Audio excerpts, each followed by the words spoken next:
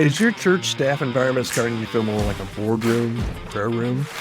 In today's episode of the Healthy Church Staff Podcast, we're going to unpack how subtle shifts in culture and language and systems and even aesthetics can drift your staff away from kingdom values and straight into a corporate mindset.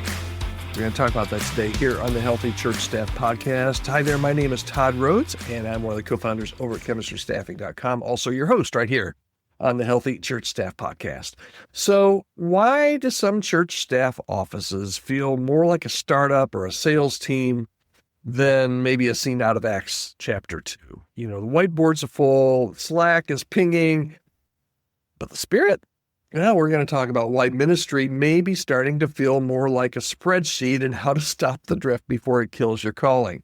So stick around. This might be the reset that your team needs. All right, let's talk about what I like to call the fluorescent fog, okay? When form replaces function.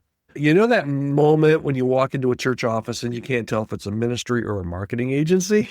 It's not that processes or systems are bad, but when the purpose becomes efficiency over presence, already started to lose something that's pretty sacred, right? The church in Acts gathered to break bread and to pray and to serve. And we gather for stand-ups and project boards and quarterly goals. Now, don't get me wrong, good structure is great, but it shouldn't replace your spiritual posture. Mission drifts usually don't, in organizations and in churches.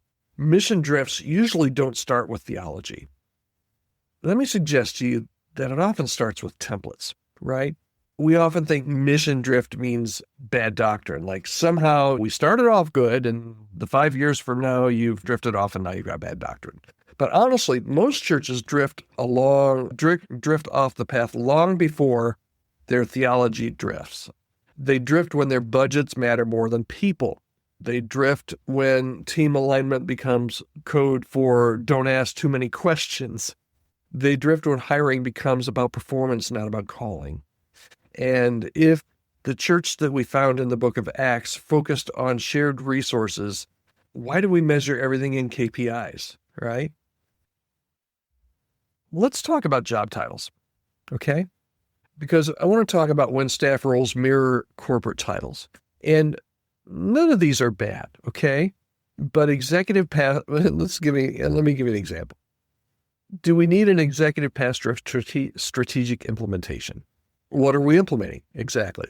We've mimicked org charts many times in churches, more from Amazon than we've modeled them from servant leadership from Jesus. And if we continue to go back to the book of Acts gave people spiritual gifts, not quarterly reviews.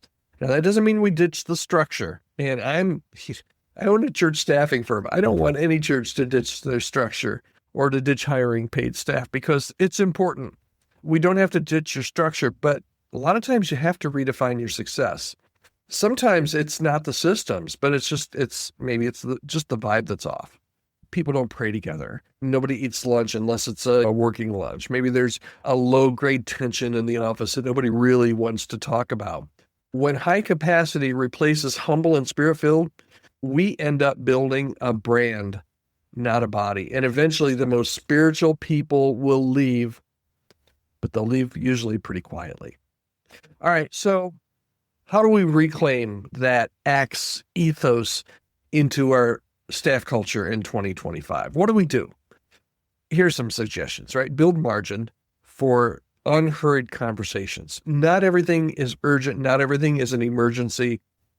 Slow down, take time, build some margin, and have those unhurried conversations. Prioritize prayer over performance. Performance, absolutely important. You can't have somebody that can't do a good job on your team for a long period of time. But don't do that at the expense of the spiritual part of it as well. And prioritize prayer over performance. That can really help you out. Redefine meetings as ministry, not checklists. And make sure that the fruit of the Spirit is part of your evaluation metrics. We just did a podcast on this last week. I'd urge you to go back and listen to that. If your staff culture feels more like a 500 company than the upper room, then maybe it's time to start flipping some tables, gently, of course, But here's the bottom line for today. If your staff culture looks nothing like Acts, your mission may already be drifting. The church wasn't built on strategy decks. It wasn't built on templates. It was built on prayer and people, and most importantly, power from the Holy Spirit. What do you think? Maybe something I said today jogged something in you. Maybe it's, yeah, Todd, you're right on. Or, Todd, you make me angry today. I would love to hear your comments about this topic. You can reach out to me today, podcast@chemistrystaffing.com. I read each and every email that comes in, try to respond to as many as I can, as quickly as I can, but podcast@chemistrystaffing.com. All right, that's it for today. We're here every Monday through Friday on the Healthy Church Staff Podcast, and I hope that you'll join me again right here. Same bat time, same bat channel.